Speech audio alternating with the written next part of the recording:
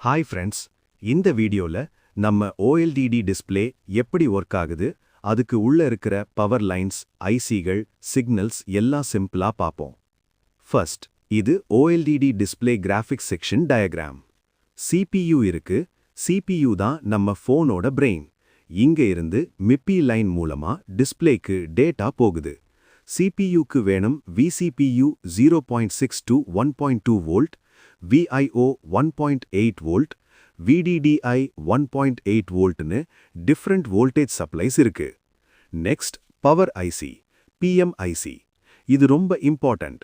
Battery வோல்டேஜை கரெக்டா convert பண்ணி AVDD 4.6 to 5.0 volt, ELVDD 5.4 to 5.7 volt, AVEE -4.6 to -5.0 volt இப்படி டிஃப்ரெண்ட் OLED வோல்டேஜஸை ஜென்ரேட் பண்ணுது.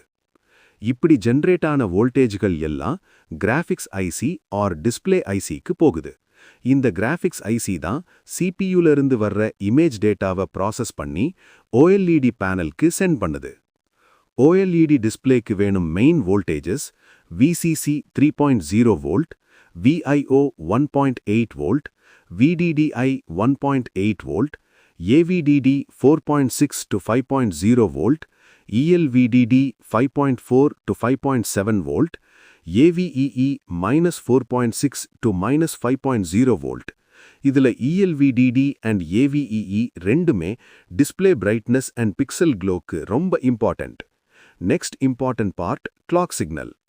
இங்க 26 மெகாஹெர்ட்ஸ் இல்ல 19.2 மெகாஹெர்ட்ஸ் கிளாக் யூஸ் பண்ணுவாங்க.